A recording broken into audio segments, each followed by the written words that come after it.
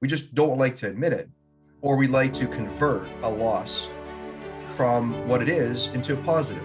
Now, the neat thing is, losing, the loss, for example, isn't negative. So why turn something to positive if it's negative? It's just part of life. So it's the first stage of life, is just construction. Then what you're invited to is to deconstruct. And deconstruct is not necessarily needing to go to the dark night of the soul. It's just to be like, well, what does this mean? This is decentering. And for a human to get stronger, a human doesn't walk on 2 feet at the same time. A human walks on 1 foot and then takes a step, and that's you're decentering, you're off balance. You build strength and you're off balance. Letting myself shift from taking action, from answer, to taking action from just observing what's here, no need to fix, manage, and or control, and then moving that into the third stage, which is reconstruction, which is allowing it all to belong. Well, welcome everyone to the Revolutionary Man podcast. I'm the founder of The Awakened Man and your host, Alan DeMonso. As we look back on our life, we can use 2020 vision to see where our wins and our losses were. The meaning we put on these events determines how we perceive our current reality and our future. So if our lives are not shaping up to the way we anticipated it would, then is it possible that we need to mature the achiever within us so we can pull important life lessons forward, reshaping them into powerful and meaningful drive? I think so, and so does my guest today, as we're going to get into how we can live fully alive by harnessing the wins and losses in our life. Now, before I get into all that, I want to remind you to hit like, subscribe, and share on your favorite platform so you can stay updated on the latest content while helping me grow the Awakened Man message. And for that, I want to say I'm truly grateful. So with everything being said, let's get on with today's episode. The average man today is sleepwalking through life, many never reaching their true potential, let alone ever crossing the finish line to living a purposeful life. Yet, the hunger still exists, albeit buried amidst his cluttered mind, misguided beliefs, and values that no longer serve him. It's time to align yourself for greatness. It's time to become a revolutionary man. Stay strong, my brother. You know, it's like customary. Sorry, go ahead. Sorry, go ahead. No, I was going to say, Ellen, thanks for having me on. Your words are so gracious. Right on, buddy. I just want to start off by asking a couple of questions to get us to set the stage for today's conversation. Can you think of a time back on the wins and the losses that you had in your life? I know I can. And how have these shaped your life into who you are today? Well, these answers reside in the story that we tell each other, both to ourselves and to other folks. And the best part is that we can change that narrative once we recognize the gifts that they hold. And today, my guest is about to share his story about a life that worked until it didn't, and what he did to bring purpose and meaning back into his life. So allow me to introduce my guest, James Heppner. James likes to think of himself as an artist of experience. His passion is to create transformational experiences for himself and others as a way to explore what it means to truly live fully alive. And James is a results coach and the founder of the weekly Wins and Losses podcast and a weekly global community call. And he helps people in their journey to embracing all of life, both wins and losses equally.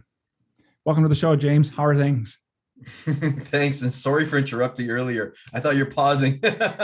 Hey, things are well. Things are. Hey, let's just say it this way. I just model forward a loss. I just took one for the team. Yeah, probably. Yeah, that's perfect. But this is what it's all about, right? Mm-hmm. So you know what, James, and a lot of what I do in the work that I do with men is we always talk about each of us being on our own hero's journey, or I call it a hero's quest. So tell us about your journey and how that paved the road for who you are today and the work that you're doing. Great question.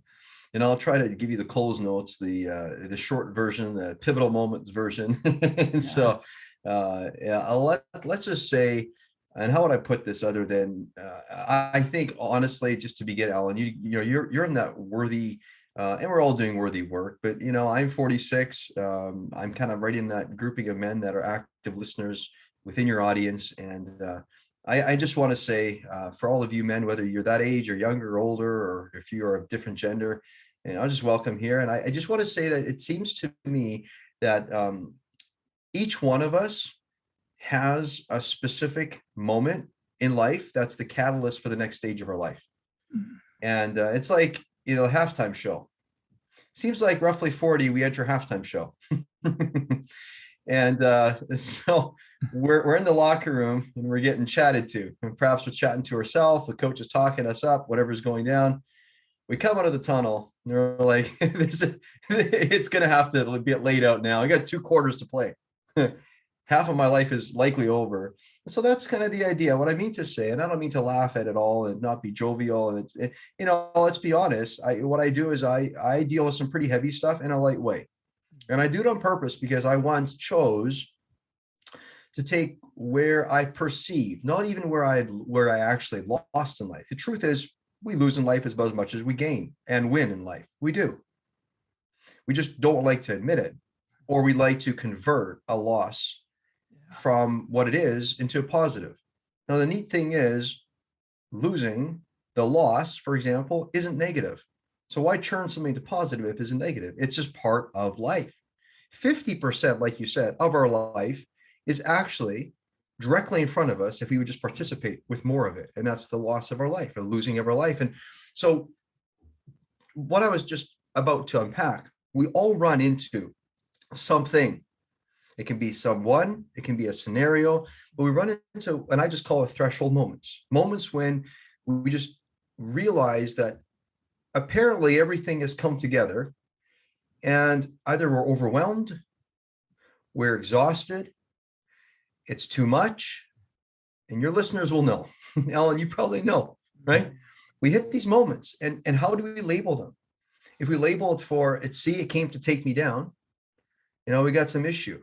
The only thing is, when we look at what actually it is, and so I went through a journey. My son had high functioning autism, was born with it. I have an older son, 2 years older than Harrison, who has high functioning autism. So Rowan is 17, Harrison's 15 now. But when Harrison was diagnosed with high functioning autism, I remember going, what does this mean? And so I had just kicked the can down the road on a few traumas in life, or a few losses. I just try to convert them. And you know what happens when you kick things down the line? You're lucky if you get to have those cans all pile up that you get to deal with it. Yeah. When I say lucky, because the last thing you want is to kick them down, the whole pile of cans down the line for the next generation to deal with and eat. So you're lucky if you get to deal with them, but likely that pile shows up at a time that's not of your choosing. Yeah. It's not perfect. It isn't lovely. My son was young. What do I do? Man, you got this thing in life. What is it? Is it financial? What? Doesn't matter what it is. With your spouse, your marriage is falling apart. Something is going down, and you finally hit the line where you realize, if I'm trying to fix, manage, or control this thing, that's not working anymore. I literally have no more answers. As a matter of fact, the first half of my life has been built on typically me looking for answers. I'm constructing my life. So it's the first stage of life, is just construction. Then what you're invited to is to deconstruct. And deconstruct is not necessarily needing to go to the dark night of the soul. It's just to be like, well, what does this mean? This is decentering. And for a human to get stronger, a human doesn't walk on 2 feet at the same time. A human walks on 1 foot and then takes a step. And that's you're decentering, you're off balance. You build strength and you're off balance. And so what I did is I labeled the off balance time of my life as being like, oh my goodness, this is the most horrible thing. And I think I lost my ability to function as a human. And I checked out of life for 2.5 years, almost lost my marriage. I literally slept, Ellen, for 18.5 hours a day through melatonin, through Advil. I basically tried to sedate myself. I didn't want to kill myself, but I didn't want to live. So what do? You sleep it away. Try to think my way out of a problem. Not being okay with deconstructing, letting fall down, letting fall apart, letting myself shift from taking action, from answer, to taking action from just observing what's here, no need to fix, manage, and or control, and then moving that into the third stage, which is reconstruction, which is allowing it all to belong. And as soon as, and I'll stop here, let me just say it this way. Most people, what happens, the deconstruct seems so painful that they go back and they just keep constructing.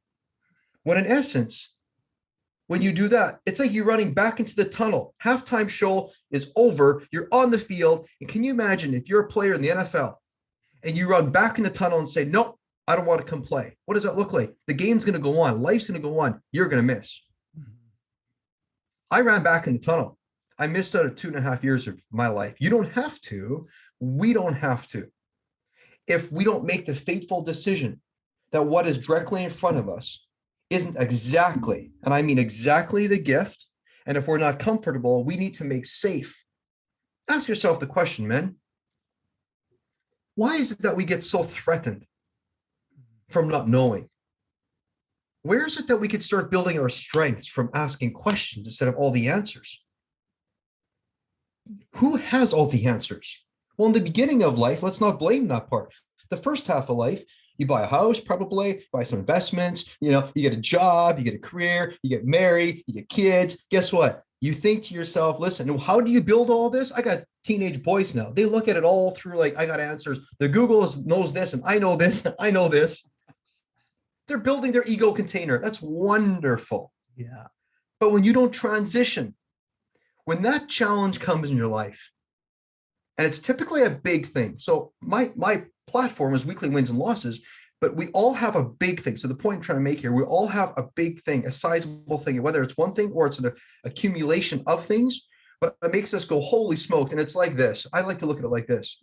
If there is a God in the world, I believe there is. Whatever that looks like for you, I have no idea. But I like to look at it like this. It's like God shaking the tree one last time and saying, if there's something in there, let's let that fruit come down now. So here's the thing. Us men, we know last thing we want to do is waste time. And so what often happens if we think about, we don't want to waste time. We get very productive. We get very busy with the hands. Yeah. So I'm so empathetic towards men who take this journey of construction and then deconstruct. And then in that uncomfort, keep going through the journey and push through till they get to the inclusion part of reconstructing with all of it. Because here's the thing. You know what that typically requires? That your hands get a little less busy. You're participating, but you're kind of going, instead of like, oh, like this and like this and like this, your hands go up and you go, I don't know. Yes. And you start building your strength from the unknown instead of always the known. And I read somewhere years ago in a spiritual book, something to the extent of, you build the greatest of all things when you build on that which you have no reference for. And no reference for is a bit like, try this. Man, if you're driving your car, please don't do this. But if you're at home, wherever you are, close your eyes. And I want you to think about what you're able to see in the darkness that you can't see with your eyes open. You can imagine certain things that you cannot when your eyes are open. Why? Because when your eyes are open, you have a frame of reference for what things are. And the imagination kind of shuts down to some degree, not fully, but it kind of does, because you got edges, you got shapes, you got harsh corners, you got these things. When your eyes are closed, when the darkness, when you don't know what is, think about this. Think about the gift. Think about, instead of just, and then God created light and it was good. Before any of that happened, there was darkness and everything was perhaps built on the darkness. If the world is created like that, I don't know. I am a believer in that there's a force of nature that created the earth, and whether it was a big bang or, God created it in 6 days or 8, 12 days, I could care less. What I'm saying is something happened. So there's that season. So the pivotal part, the pivotal moment in my life came when I said, listen, this tree being shaken, no matter how I fight or scream and say, I don't want it. It said, listen, we care less. It's like life does. Life says, I care less. I love you more. Right? Think about a waterfall coming down a mountain. Yeah. Think about a tree falling. The water doesn't, when there's a rock that stands in its way, it doesn't sit there and bitch and complain.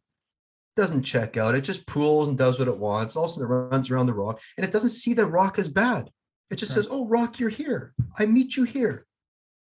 And it harmonizes. So that transition from building your life on answers, which is the construct stage of your life, to being like hands open, what do I do now?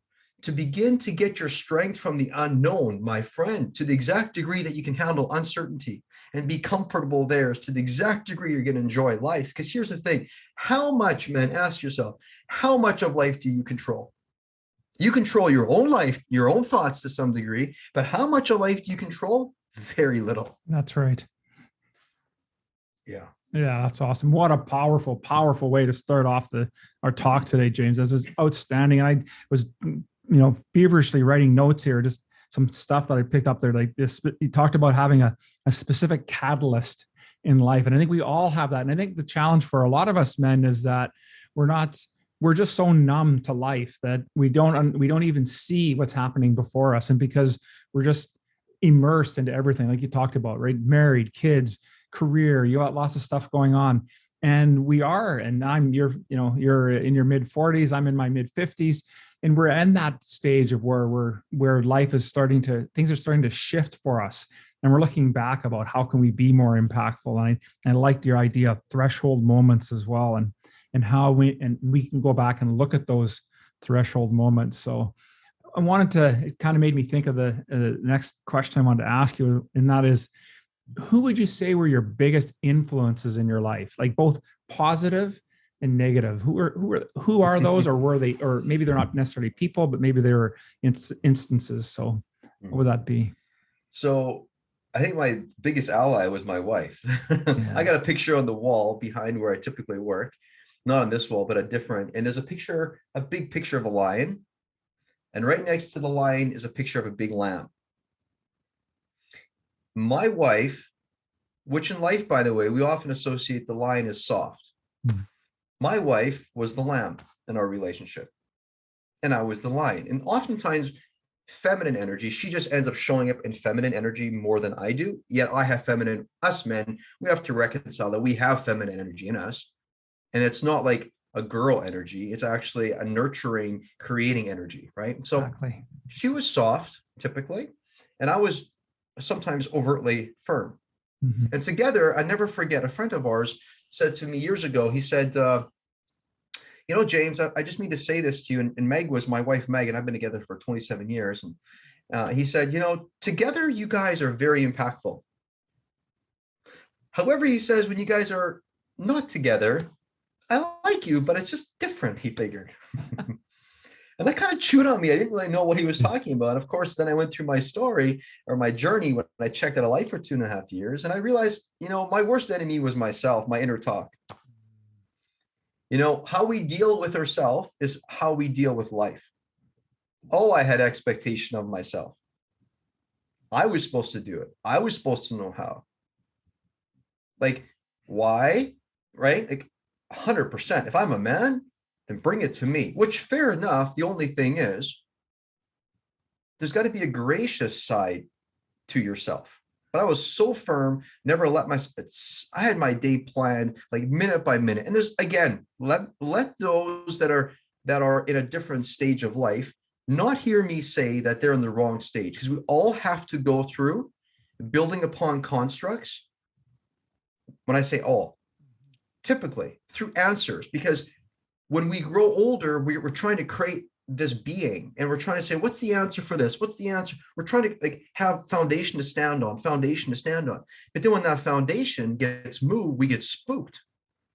So when I think about my wife and I came through my journey, and I'll never forget, somebody said to me I should read this passage of spiritual, like there's a writing, and the writing basically said, there's a time for love and a time for hate. But the way I read it a time for love or hate. And I read this over and over and over again until I realized I was reading it wrong. It didn't say this or that. It said this and that. Yeah. And then what it made me contemplate is it actually possible to live a life where you don't have to tap into your willpower reserves? Man, ask yourself, how often when you come home are you just exhausted? Exhausted of what? Your willpower is probably gone. And now you come home and you have to deal with thresholds. You have to deal with these things that are uncomfortable, or certain things. You look at your relationship and you're like, I F that up yesterday. And now look at the price I have to pay here. It's like, it's heavy, And so back to the journey, Lion and the Lamb. I popped it on my story and I realized this is what I told myself. Even though I'd grown during that time, I told myself, the problem is, listen to this, the problem, and how isn't this what we do in society? We appoint something as the enemy to make something good. I said, the problem is I'm a lion. That's the bullshit. I got to become a lamb. So guess what? For about a year, I became soft, just soft, not firm and soft at the same time. And I'll tell you something. Yeah, I didn't have so many friction points and like business relationships, but my friend, it was so dead for me. And I remember thinking like, man, but lying, but that created the bullshit in my life. So what am I supposed to do? Go back to that? This is horrible. Yeah. And then of course, when I read that writing, I realized both and at the same time. You don't need willpower then. If it's both and, then in the moment you will have, and what you will need to deliver will come from you. And it's interesting, that same gentleman a couple of years ago approached me and said, you know what's interesting? I once said this about you. And he told me the story. I'm like, I remember. Yeah, I remember what you said. And he said, but here's the thing, James. It's like when I talk with you, it's like you seem like, it isn't like I need Meg here for you to be influential. And I'm like, oh my goodness. And honestly, it's not like I was trying to influence him. That isn't my idea. Right. But when I said, so back to who was I most harsh towards? It was me. Who was I most loving towards? It was Meg. And the interesting is I got drawn to her. And the cool thing is I got drawn to her so that I'd experience what soft love looked like. And it's a very tender, feminine energy. And I experienced it, and I realized the man living primarily there anyway, feels kind of empty. Because we all have an achiever in us, but we have to mature the achiever within us. Yes. We want to achieve things. Men are doers. Feminine energy are creators. So we bring home the sack of potatoes kind of thing. No, I'm not saying we're just the providers, but sometimes us men, and when I coach men, I coached a gentleman the other day. He's quite successful, and he brings home a lot of loot, basically, a lot of good stuff. Okay, a lot of good stuff. And so he's just concerned. So apparently his wife isn't working anymore because he brings home so much that she doesn't need to. And I said, and how's that working? He goes, good. But the only thing is, I kind of wonder what she's doing. She's just watching Netflix, or what's she doing? I said, have you ever asked her? Yes. He goes, well, no, I just become aware. She's wearing pajamas when I come home. So I'm just thinking that perhaps nothing is happening. And I said, and how's that working? I said, how's your sex life? He goes, not so well. I said, oh, okay. I said, do you ever contemplate that maybe she thinks that you have all purpose and she's just not doing anything and you're projecting it onto her? Well, he had thought about that. He wasn't certain though. And I said, well, here's the thing. Imagine this. Imagine you bring home the paycheck and it's a sack of potatoes and nobody does shit with it. Nobody carves it. Nobody creates it. Nobody makes French fries. What are you going to eat? You're not going to eat. You're going to eat a raw potato? Right. The feminine presence creates and sculpts and makes an experience all of our chaos, whatever she does. You know why she has the chaos? Because us men provide the grounding for her to ground into that chaos, which is beautiful. Yeah. It's all over the place, and so when I think back to the narration, sorry for making these answers so long, but back to the narration of the firm and the soft, becoming firm and soft at the same time, choosing that and doing that work is so beneficial.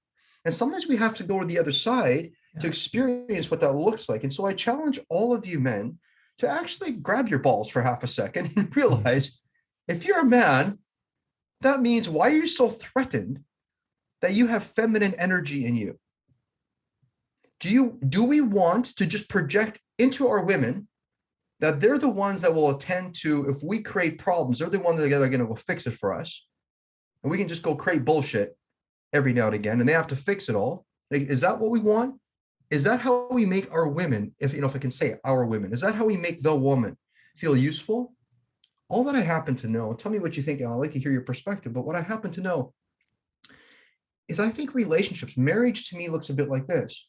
I feel like my life has a purpose, not when Meg becomes like me or I become like her, but it is when I don't expect that areas that I could develop, she has to do for me in my life. I'm with her. I've been with her for 27 years. So I can learn a damn thing. So I can become, I can activate, I can say that part. I like, right? What do you think, Ellen? Yeah, I totally agree with that. I love that you're bringing this stuff up and it's talking about the feminine and the masculine energies. And for us men to understand that just because we're talking about saying that all of us have, and I totally agree with you that everyone, male, female, we all share the same energies, and that's what they are. It doesn't make us more or less of one or the other. What it does, it makes us whole. because in order for us to really grow as individuals and people, is that we have to embrace that aspect of ourselves.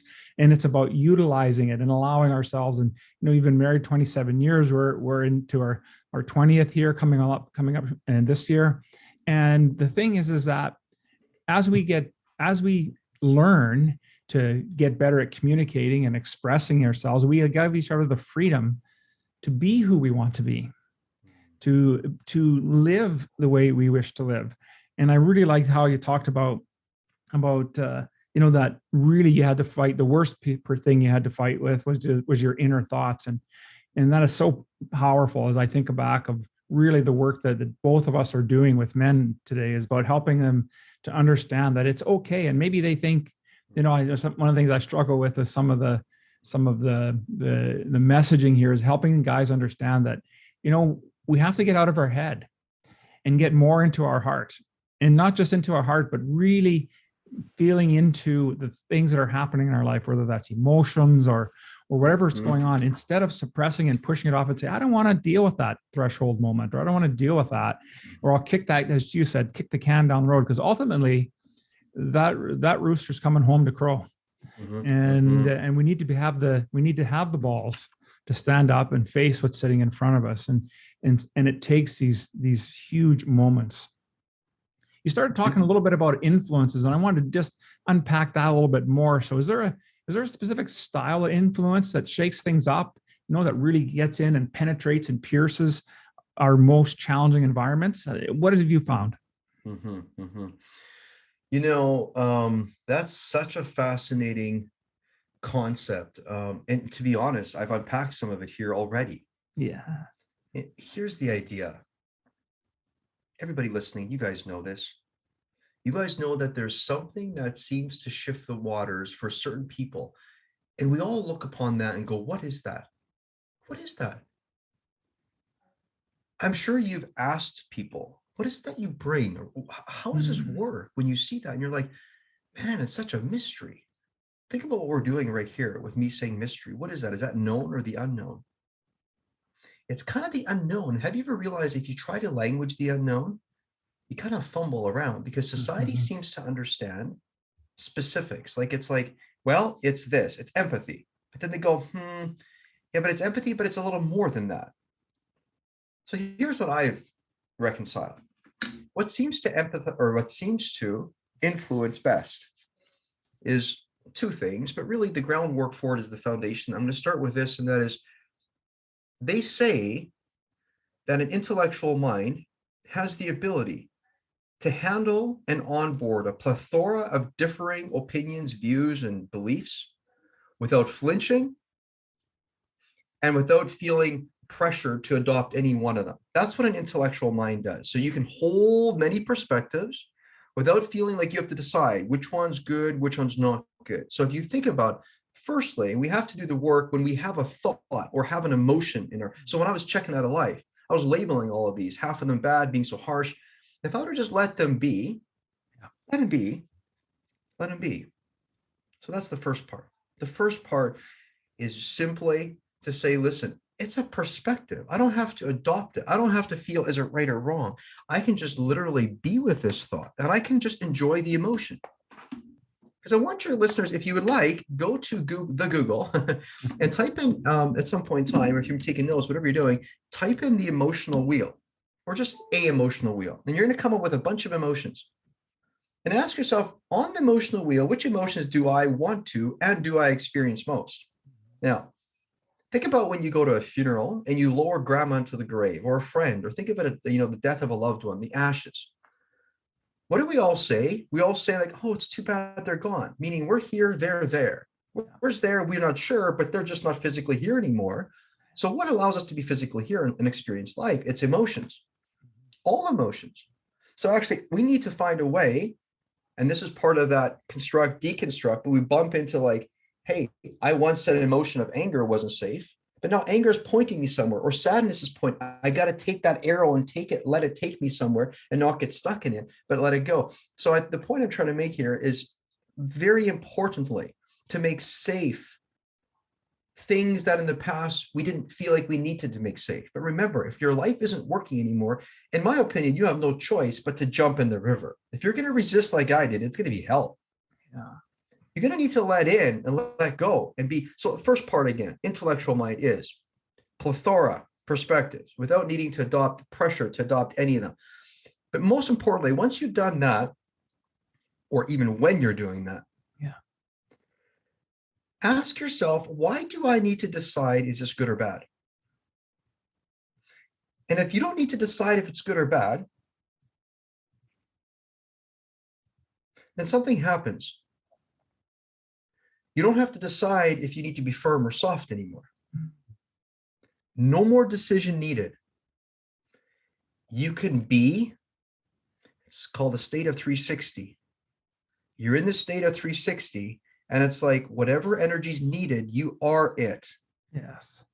And you have wired that in. So firm and soft at the exact same time. I call it fierce love. When the lion and the lamb come together, it's a fierce love. And people go, fierce? That sounds really, you know what? Fierce as in like life will just go. Like you ask, your loved one dies, life will keep going. People keep driving to work. Man, seriously, life loves us too much to stop. And it's kind of this amazing, ferocious, and it is so loving. It is not to be stepped on, but it is humble. It seeks not to be powerful. It seeks actually to be the opposite of have any status control over the situation. You see, men, what we actually want, and this sounds really upside down, and I know you're going to laugh at me for this probably, but what we actually want is a powerless power. And what I mean to say is this: the world says we want to feel power in a specific way that makes us look big. Ask yourself, when you die, what will your body turn into? Dust, ashes. If you burn down the body, it's ashes. Perhaps we were ashes and dirt and dust before we were formed. So if you think about it, the bookends of your life, the beginning, you're small, you're a particle. At the end, you're about equally small in a particle. So here in the middle, this whole concept of we're just big. Hey, we're just big. It's like, have you ever realized that the human feels pretty safe when the human realizes it's pretty small? Because you know what the human realizes when it's small? That we can participate with anything. Yes. And we don't have to be God. We don't have to control it all. We don't have to fix it all. We don't have to know everything. We don't have to bring meaning everywhere. We can literally be like, I don't know what's going on here. And guess what happens when we say, I don't know? It's like dark. You can't see what you can see with your eyes open, but you see radically new things. Yes. It's like when you're still, you begin to know. I think Bible talks about be still and know I am God. You can apply that to anything really, but be still. You quiet in the soul instead of being so busy with the hands. But I want to make a very important distinction here. Men often think and come to me and they say, oh, okay, here's the thing. So if I'm supposed to sit with it, what happens with my desire for doing, like the masculine, get it out of my hands? I said, well, think about it. In the past, you probably went from the head down out through the hands. A little bit of heart, but like to your point, not enough heart. Now it's like head. Now it marinates in the heart, stress tests, goes back to the head, perhaps, goes back to the heart a few times, but then it comes, and guess what? You still get to achieve. It has to come out of the hands. It has to.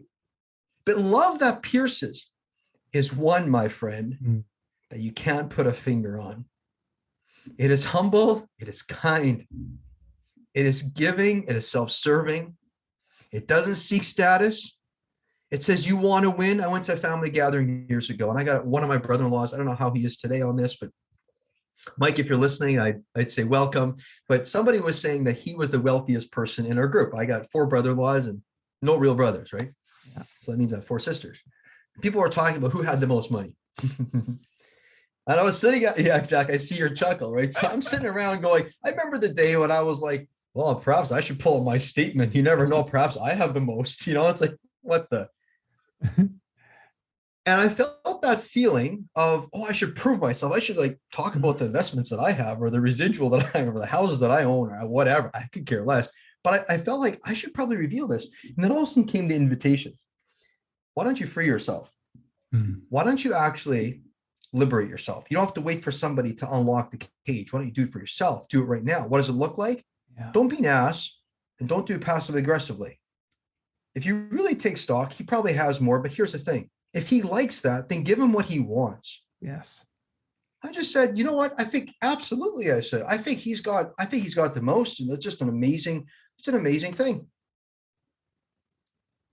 And so I think one of the things to contemplate, and I brought out the concept of, men, think about your life.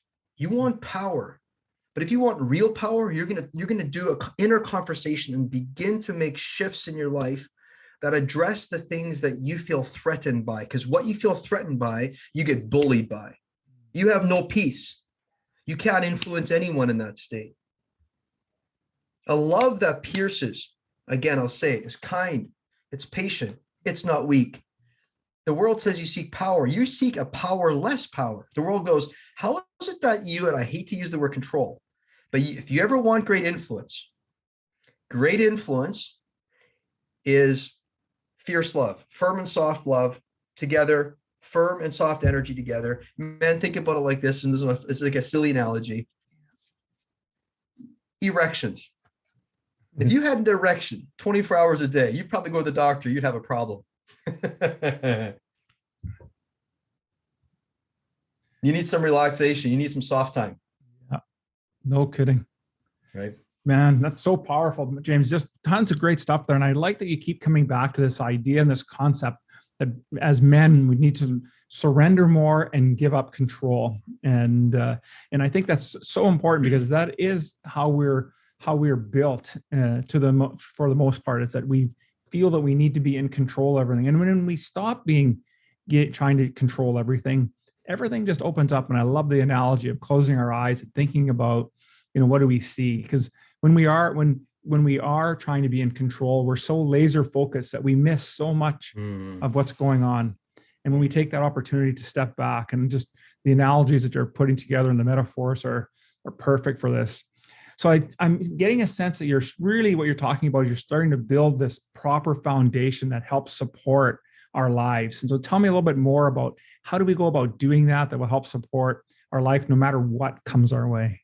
I love the way you phrase that question. Of course, you spilt the beans, you're 50, but I mean, any wise man at 50 would start saying, support these men that are a little younger. And we found, if you don't have the foundation, you don't really have much, right? Yeah.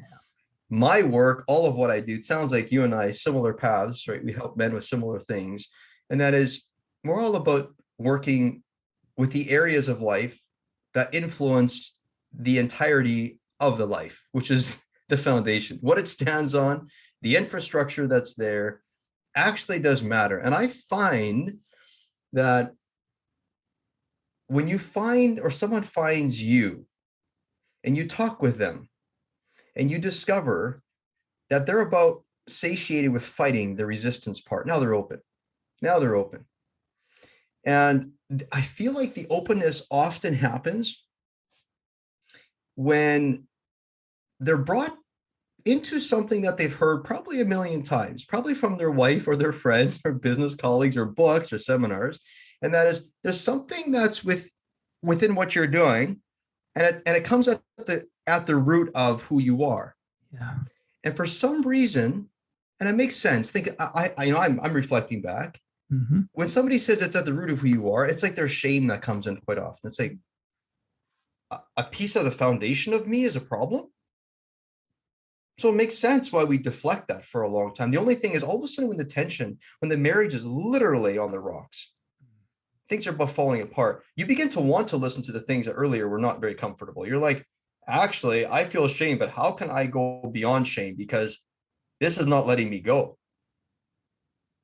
Yeah. And right. And so all of a sudden, we begin to open up to viewing foundational adjustments as something that we might want to deal with in relation to with different energies than the harsh, judgmental, untowards, shameful, look, I'm an idiot, I should have it all figured out. What the F? Mm-hmm. I'm 40 years old, I still don't have it figured out. Listen, who am I? this is, you know what I mean? Eh? All of a sudden, it's like we want to open up. We want. So the foundation, let me say it like this. I had a client the other day, and we were talking about certain things. And finally, I said to him, so where are we going? And he goes, what do you mean, where are we going? I said, it seems like we're trying to arrive at a certain place. Where are we trying to arrive at? And he lays it out. And he says, well, I feel there sometimes, but sometimes I don't. And it's like I do feel and I don't feel. And this person's very wealthy, but wealth has little to do with happiness, in my opinion. It makes it easier, maybe, but anyway. And I challenged him. I said, okay, I'll just call him Tom. It's not his real name. I said, Tom, when you consider, when did you arrive? When you were born, didn't you arrive when you were born? And who were you when you were born? I said, have you realized when I talk with you, I'm waking you up to what you already know. All I'm doing is I'm waking you up to you coming back home to the place you know. You've just taken on all these layers and you're slowly getting rid of the filters and you're coming back to the ground of being, which is like, I build on both answer and question. So you have done the journey of the need all the answers. Now you're coming into question. Yeah. So the foundation actually begins with a decision. When do you arrive?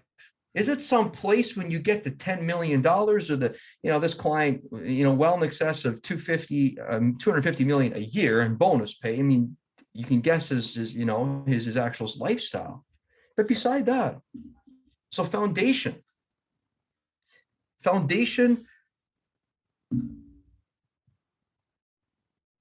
which men, put it to you like this, men, which you men, if you knew where you could specifically work to get the most effective results, wouldn't go there now?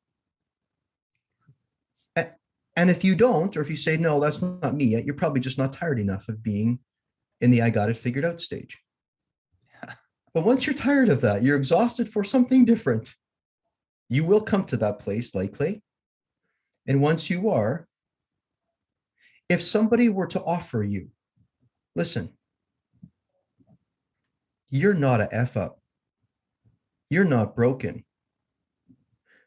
You just need to remember a few key things. And actually, they control your life right now. Don't you feel a little controlled? And he says, yeah, I feel like whatever I do, that even if I try with my best intentions, it still comes back. My wife says this and this about me. And I'm like, oh, why is this? For my business, why is this? And we go, listen, there's just a few small metrics and optics. If we would just turn the dial a little bit, listen, you're well along your way. It seems to me most men become quite interested because honestly, I just look at you in the picture here. Dude, you're a bro. I like this. And I like all people. But I'll tell you one thing. You know what bros do? Bros are like, you tell me where the switch is right now. I don't want to waste my time no more. I want to know exactly where I can go because I don't got a minute to waste because I got demands on me everywhere. And if you tell me where I can be present and what I can be present to, I'm sick and tired of running from them. I'm sick and tired of thinking that I had shame and I'm going to back away from that. Listen, if you can help me figure out what that is, I'm willing to play. Absolutely. 100%. And that, in my work, I talk about having purposeful intention, and making that a little bit bigger and making it and having purpose and meaning in our life. And I think the challenge with a lot of us men is that we don't do that work, or we struggle with doing that work, and we do stay in our mind. And I just love how you put into tired of just trying to figure it all out. And the lone wolf syndrome is the way I look at it. That when we get tired of being the lone wolf and we realize that really what we need to do is do this inner work and surround ourselves with men who are where we want to go, who can help us guide us where we're going, then we have to ultimately end up by accomplishing more things in life. I wanted to know that obviously you've done lots of work. You've gone through your seasons. Were there any one or two books that really changed and shaped how you got you started on your journey? Viktor Frankl, Man's Search for Meaning. Yeah. That was a humdinger. Yep. When you consider that Auschwitz There was some individual lost his family. How is it you can find joy in the midst of a storm? Mhm. And guess what? He didn't find it through changing the facts. It sucked, but he found joy authentically. That's what we do in the weekly wins and losses community calls every Friday, no charge, noon time, people coming from around the world. We don't convert a loss to positive, but we realize that guess what? Our shoulders can handle it. And isn't that the good news? Because if we don't reconcile that, what ends up happening, we just try pushing that stuff into the corner and under the dustbin somewhere. And then one day what happens is we feel like we're failures because we've pushed a lot of mini losses beneath the table. Instead of that, why not just check in with yourself and be like, what was this designed for? What was this sent for? Was it sent so that I could fall apart? And to that point, let me say this. When I was going through my journey, I remember I made a deal with God. I said, God, listen, I'd like my joy back, but you know what I want most? I've never had peace, but I was daring enough to ask for peace. And you know what I got? Pieces. I fell into a million pieces.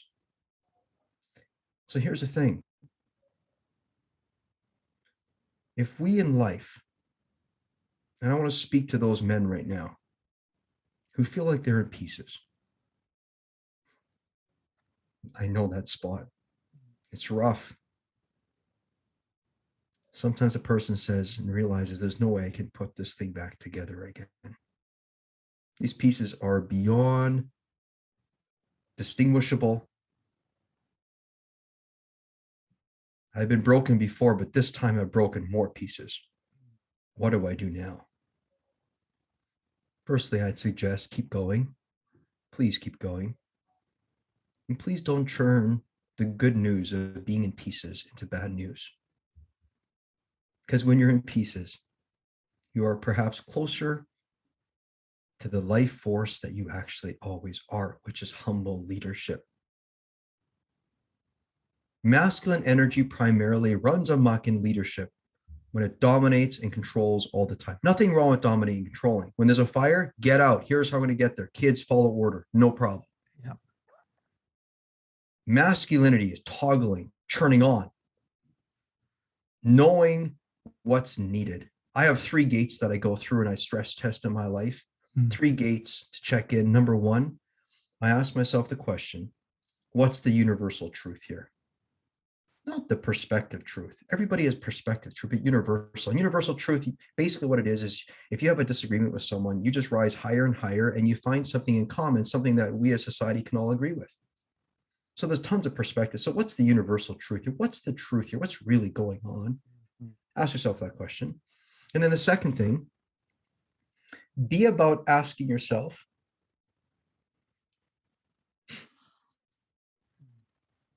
how am I being here? Firm or soft? Firm or soft? And if you're choosing either one, that's what's getting you in trouble. But if you have a fierce love, you're just right in that space where you don't have to use willpower, because willpower will exhaust. We know. In a boardroom, you just wait until the the one that shows up with willpower is the first one that loses. You just continue the clock and he'll eventually peter out. Yeah. So it happens. And you guys, and you men all know this. You men know it. There's some men that just, it doesn't matter. They just keep going and going and going and going. Who doesn't, guys, honestly, who doesn't want to have energy? Unbounded energy. I lost my way and you're going to help me back. What did you ask? Well, what was your question? I lost my way. The question here was about talking about what were your the books, and you had started with Viktor Frankl was this big one, Man's Search for Meaning, and then you were going through your 3 pieces, your 3 stage gates that you go through. So we're just getting ready, I think, for the 3rd one. Yeah. So the 3rd gate is it necessary and is it needed?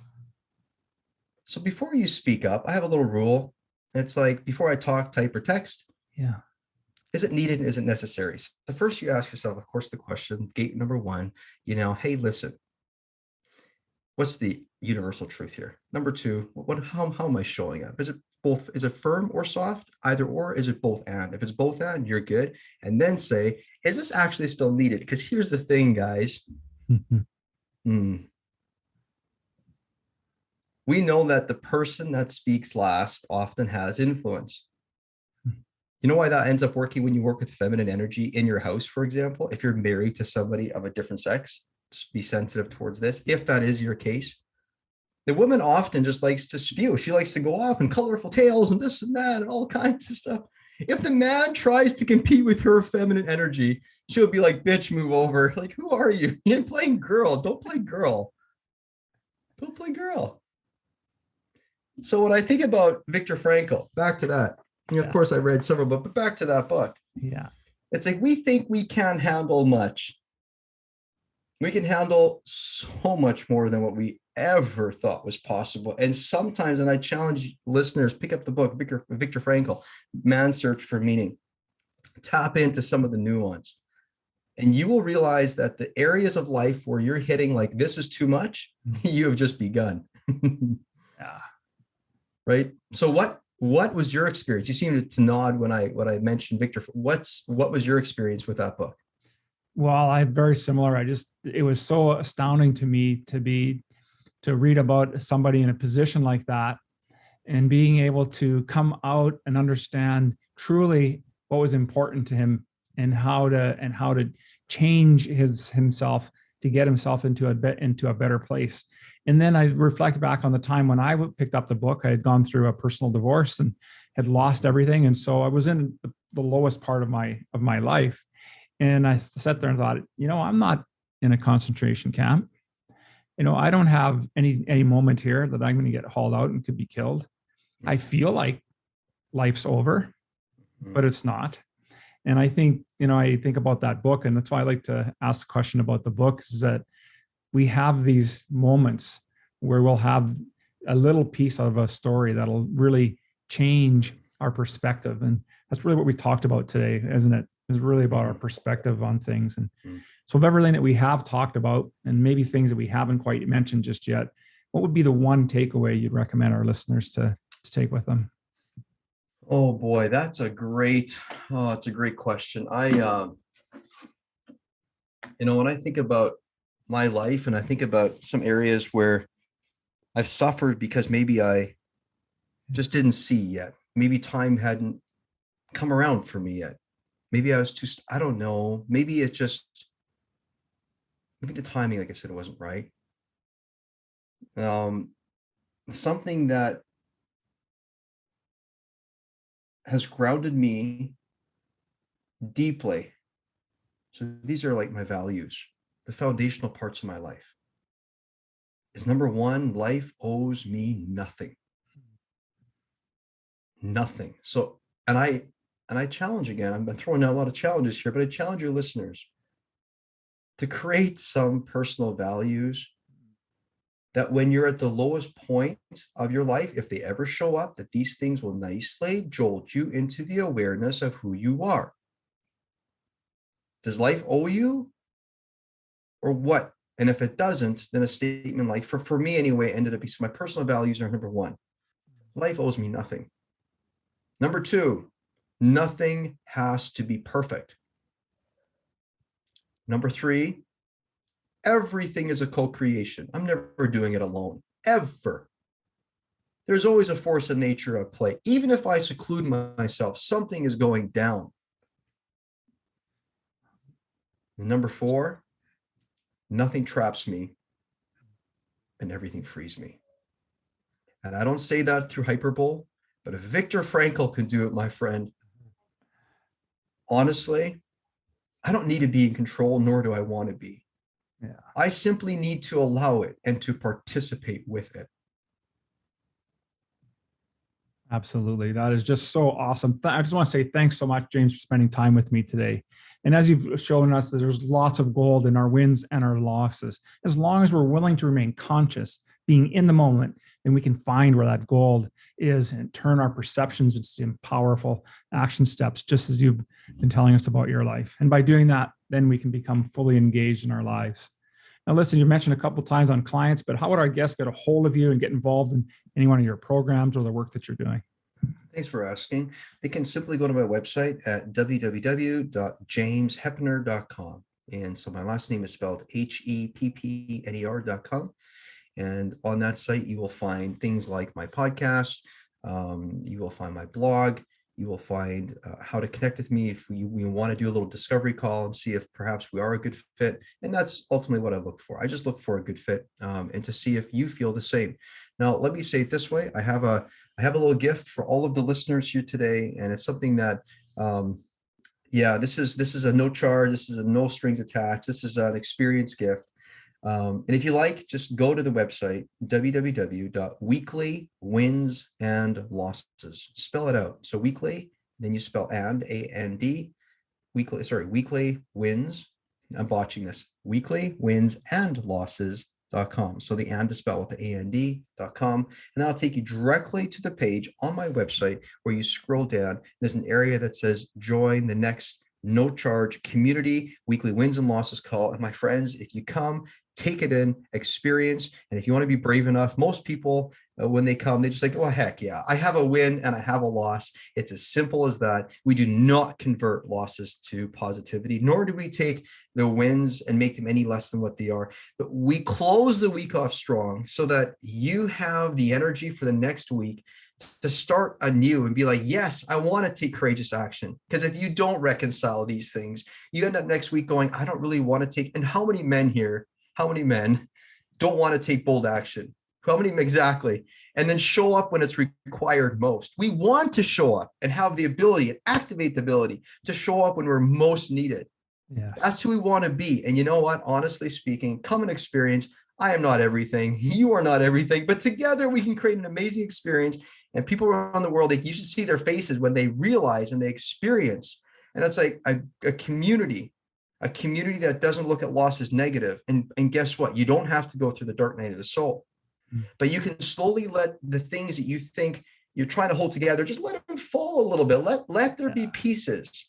So instead of may you go in peace, may you go in pieces. It's the most beautiful thing, but the pieces that you can take action with, the light shining through the next week, and you have courage and away you go. So thank you for having me on. It was a pleasure. You were just a wonderful host. Well, thank you so much again for being on the show. I'll make sure I put all this information in the show notes so people can get it out there and reach James. I highly encourage you to get onto that weekly podcast. And just once again, thank you so much for being here today. Lovely. Thanks so much.